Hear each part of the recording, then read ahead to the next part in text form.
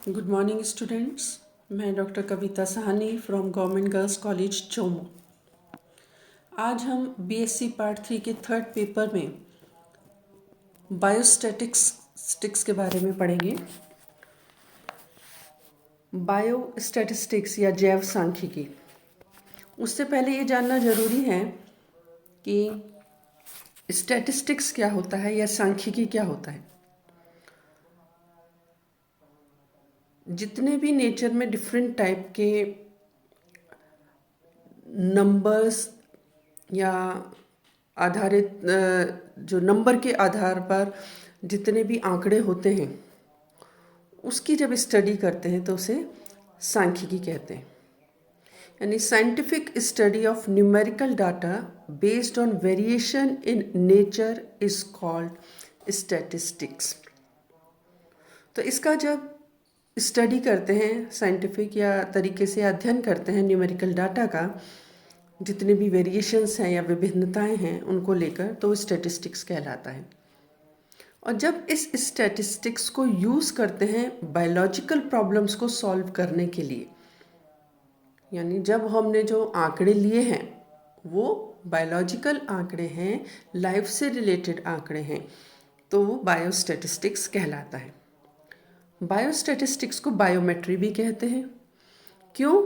क्योंकि इसका मतलब होता है measurement of life. Greek word से लिया है इसको, जिसमें बायोस का मतलब होता है लाइफ और मेट्रॉन का मतलब होता है मेज़र यानी माप या नापना। तो जब बायोलॉजिकल प्रॉब्लम्स लेते हैं और उनके आंकड़े इकट्ठे करके और उसमें हम इस सांख्यिकी को यूज़ करते हैं, इसका उपयोग करते हैं, तो वो बायोस्टैटिस्टिक्स कहलाता है।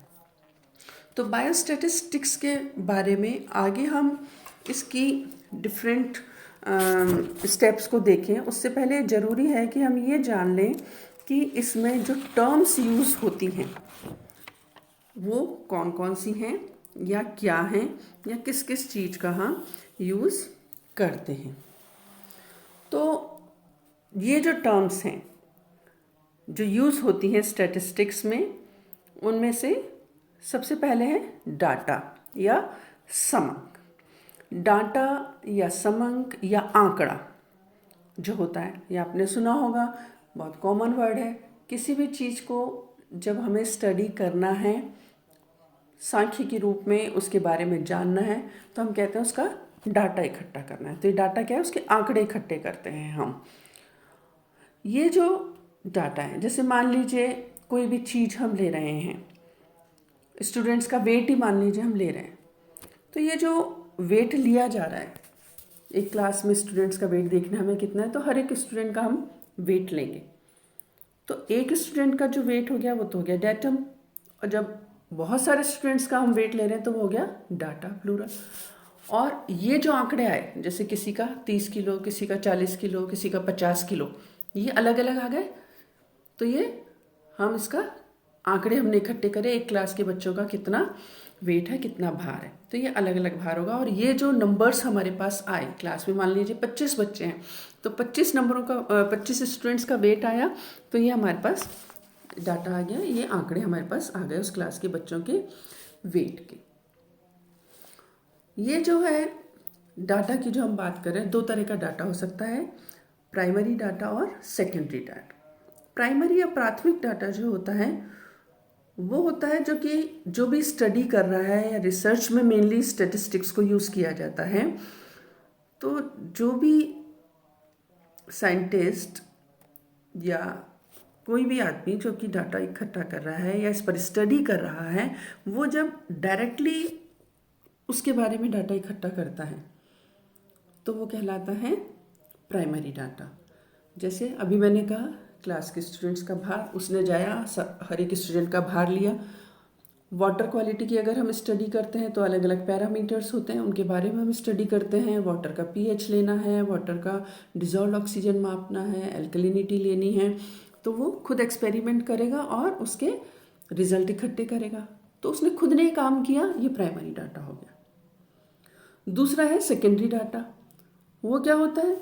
वो आंकड़े होते हैं जो कि स्टडी करने वाला खुद नहीं ले रहा, लेकिन वो कहीं से इकट्ठा करता है तैयार डाटा।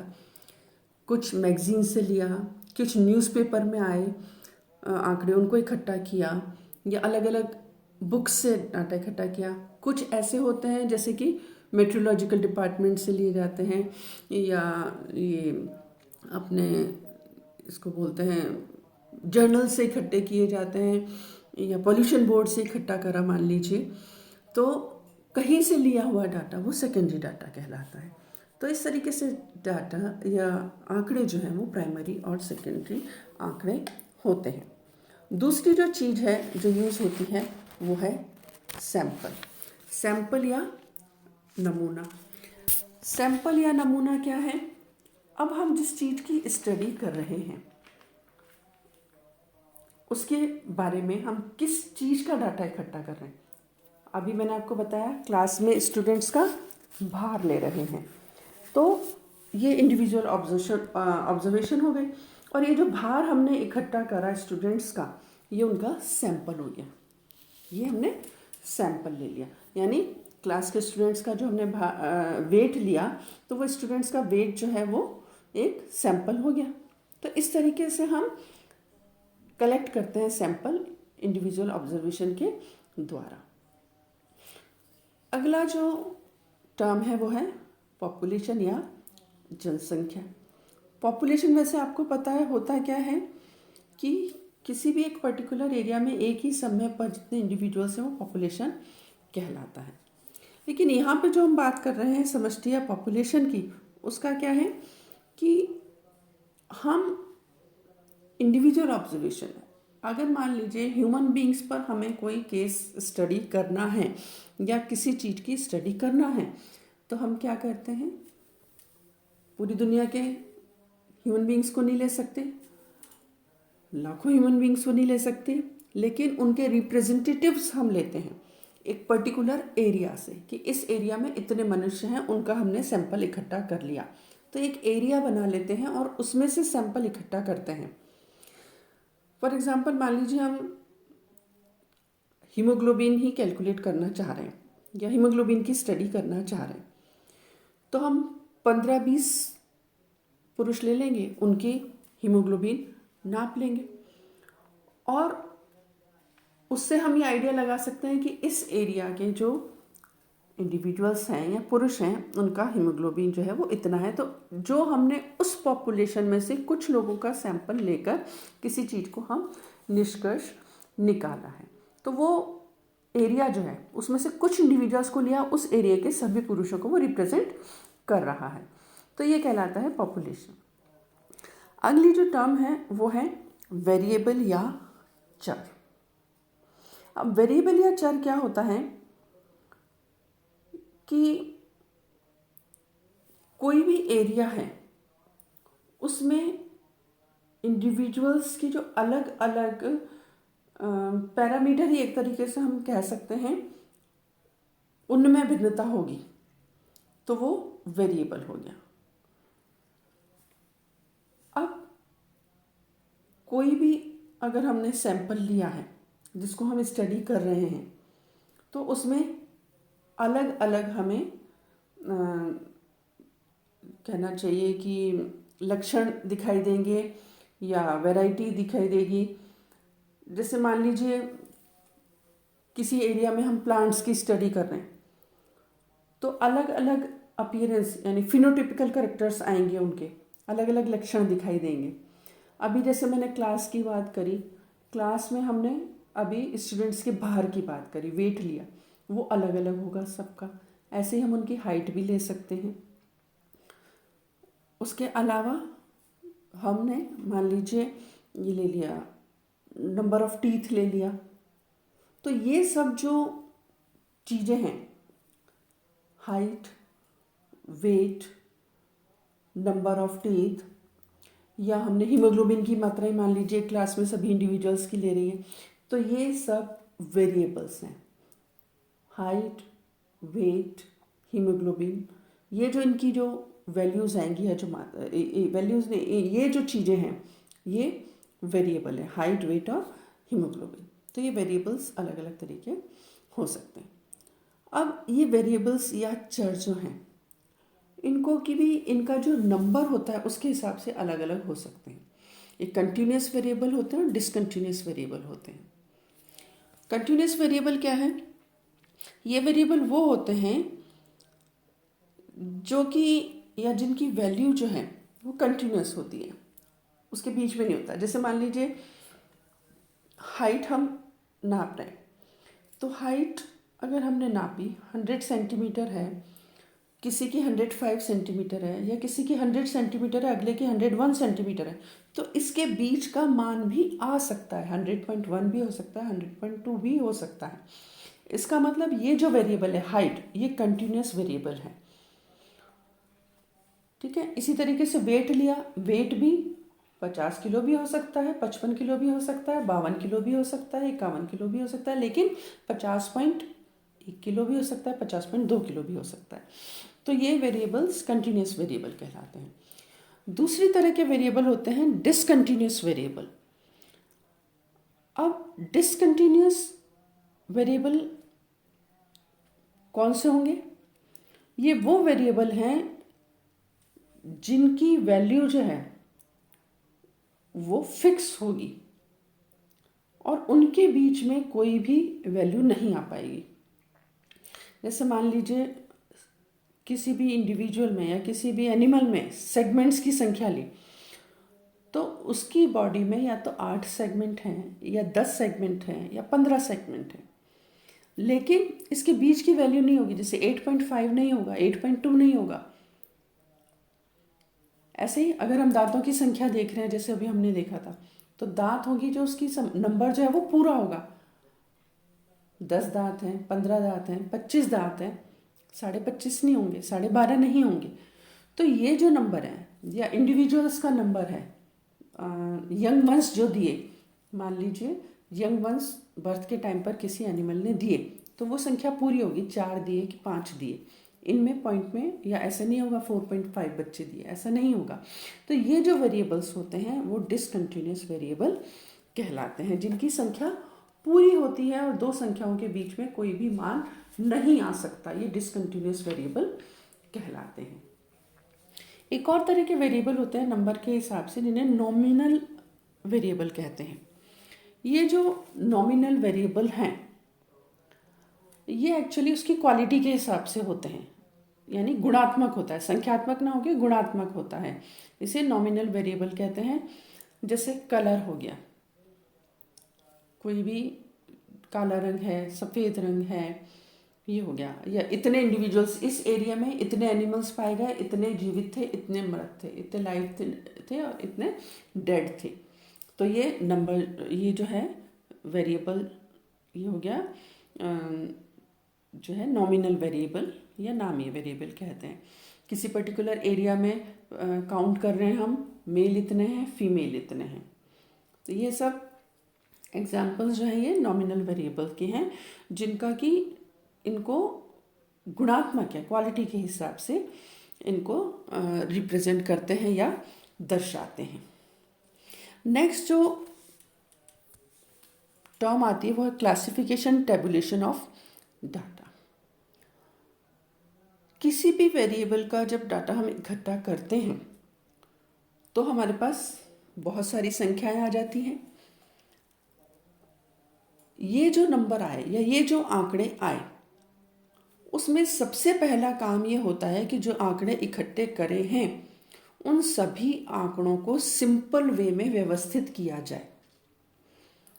फिर वही एग्जाम्पल लेके हम चलते हैं। एक क्लास में मान लीजिए 20 बच्चों का भार हमने नापा है, किसी का 20 किलो, किसी का 30 किलो, किसी को 40, किसी का 45, किसी का 50, किसी का इनके बीच में होगा 33, 34 एटसेट्रा एटसेट्रा। कोई भी नंबर हमारे पास आया तो अब ये नंबर हैफाजेट है, कभी कोई बड़ा नंबर आ रहा है, फिर कोई छोटा आ रहा है, कोई बड़ा। तो सबसे पहला काम ये होता है कि ये जो सारे नंबर हमारे पास आए इन सबको व्यवस्थित किया जाए। और इन नंबर्स को सबको व्यवस्थित करने का तरीका सबसे अच्छा, सबसे पहले क्या है कि जो नंबर, जो आंकड़े हमारे पास आए, जो नंबर हमारे पास आए, उन्हें असेंडिंग या डिसेंडिंग ऑर्डर में जमा लिया जाए। असेंडिंग ऑर्डर्स में मतलब छोटे से बड़े में, या फिर डिसेंडिंग ऑर्डर में बड़े से छोटे में इनको जमा लीजिए। ये देखिए, ये एग्जाम्पल दिखाई दे रहा है आपको। ये हमारे पास नंबर है कोई 768597694556, ये हमारे पास आंकड़े आए हैं। तो सबसे पहला काम क्या है, इन आंकड़ों को हमने जमाया है असेंडिंग ऑर्डर में, यानी छोटे से बड़े में, और दूसरे में हमने जमाया है बड़े से छोटे में। तो एक व्यवस्थित क्रम इनका हो गया। अब इसमें दो चीज़ें हमारे पास, वेरिएबल भी है और ये नंबर जो हम, आप देखिए जो देख रहे हैं नंबर, ये 76859, इसमें कोई नंबर 2 बार रिपीट हो रहा है, कोई 3 बार हो रहा है, कोई 1 बार ही आ रहा है। तो ये जो संख्या आती है इनकी, किसी भी, ये जो वेरिएबल हमारा है उसमें जो आंकड़े आ रहे हैं, वो आंकड़ा जितनी बार रिपीट हो रहा है, जितनी बार आ रहा है, वो उसकी फ्रीक्वेंसी या बारंबारता कहलाती है। बारंबारता इससे याद रख लीजिए, बार बार आ रहा है। ये देखिए, इसमें ये जो नंबर हैं 4 5 6 7 8 9, 4 1 बार आ रहा है, 5 2 बार आ रहा है, 6 3 बार रिपीट हो रहा है, 7 2 बार आ रहा है, 8 1 बार और 9 2 बार। तो जो नंबर जितनी बार रिपीट हो रहा है, बार बार रिपीट हो रहा है, वो इसकी बारंबारता या फ्रीक्वेंसी कहलाती है। तो इस तरीके से इन नंबर्स को, सबसे पहला काम इनको व्यवस्थित करते हैं असेंडिंग या डिसेंडिंग ऑर्डर में, फिर टेबुलेशन करते हैं, टेबल बनाते हैं। ये आपके सामने बनी हुई टेबल, इसमें वेरिएबल आ गया इधर, ये जो नंबर है 4 से 9 तक, ये वेरिएबल हो गए, और जितनी बार वो रिपीट हो रहे हैं ये इसकी फ्रीक्वेंसी हो गई, बारंबारता हो गई। तो ये टेबल बन गई, एक कॉलम बन गया वेरिएबल का, एक कॉलम बन गया फ्रीक्वेंसी का। अब ये जो फ्रीक्वेंसी है इनको डिनोट कर सकते हैं या दर्शा सकते हैं टैली मार्क्स के द्वारा। इनको टैली मार्क्स कैसे बनाते हैं, ये वर्टिकल लाइंस खींचते हैं। जितनी फ्रीक्वेंसी है उतनी, यानी जितनी बार ये रिपीट हो रहा है उतने ये हम लाइन खींच देते हैं। अब जैसे जब हमें ये टेबल बनानी है, 4 को हमने देखना है, तो 4 के सामने हम एक लाइन खींच देंगे, एक आया, दोबारा है तो ठीक है दूसरी खींचेंगे, नहीं तो ये एक ही हो गया। तो जिस वेरिएबल के लिए जितनी लाइंस होंगी वो उसकी फ्रीक्वेंसी हो जाएगी। लेकिन इन टैली मार्क्स को बनाने का भी एक तरीका है। 4 तक हम वर्टिकल लाइन खींच सकते हैं, और अगर फ्रीक्वेंसी 5 है तो देखिए फ्रीक्वेंसी 5 में ऐसे करते हैं, फिर 5वीं लाइन ऑब्लिक उनको क्रॉस करते हुए खींची जाती। तो इस तरीके से 5 टैली मार्क्स के ग्रुप बनते हैं एक बार में। तो इस तरीके से टेबल्स का फॉर्मेशन होता है। फिर आता है ग्रुपिंग ऑफ क्लासेस। अगर हमारे पास जो आंकड़े हमने इकट्ठे करे हैं वो बहुत ज़्यादा नंबर है, टेबल तक तो हम अगर 8 है तो बना लेंगे, 10 है, एक लिमिट है कितनी लंबी टेबल बनाएंगे, एक लिमिट तक हम इन टेबल बना सकते हैं। तो अगर हमारे पास आंकड़े सैकड़ों में है या हजारों में है, बहुत ज़्यादा नंबर है, तो हम फिर उनकी ग्रुपिंग कर लेते हैं क्लास की। ठीक है, ये मान, तो इसमें फिर वो सीरीज़ बनती है, कंटिन्यूस सीरीज जैसे बनी। ये मान लीजिए हाइट है स्टूडेंट्स की, हाइट सेंटीमीटर में 150 सेंटीमीटर से लेकर 179 सेंटीमीटर तक है। तो एक तो तरीका है हम ऐसे लिखें 150, 151, 152, 153 और 179 तक चले, तो बहुत लंबी टेबल बन जाएगी। तो ऐसा ना करके इनके ग्रुप्स बना लेते हैं। तो ये ग्रुप्स बन गए 150 से 154, 155 से 159, 160। तो इसके बीच में जितनी की भी हाइट आएगी वो सब इनके सामने आ जाएगी फ्रीक्वेंसी। तो ये सीरीज़ बन गई। और अब इस सीरीज़ में भी दो तरह की सीरीज़ है, इंक्लूसिव सीरीज़ और एक्सक्लूसिव सीरीज़। इंक्लूसिव में इंक्लूड करने से, ये सीरीज़ में देखिए दो चीज़ें हैं, 150 और 154। ये इसकी लिमिट्स कहलाती हैं। 150 इसकी लोअर लिमिट है, 154 अपर लिमिट है। Lower limit L1, upper limit L2, ऐसे ऐसे। और ये जो बन गए इन्हें क्लास इंटरवल्स करते हैं। जो ग्रुप बने ये क्लासेस बनी इसकी, और लोअर लिमिट, अपर लिमिट और लोअर लिमिट के बीच में जो डिफरेंस है वो इसका क्लास इंटरवल कहलाता है। सीरीज़ की हम बात कर रहे हैं यहाँ पे 150, 154, 155 से 150 इंक्लूसिव सीरीज़। इस तरह की सीरीज़ में जो पहला क्लास है उसके नंबर और जो दूसरी क्लास है उसके नंबर में कोई भी नंबर कॉमन नहीं है।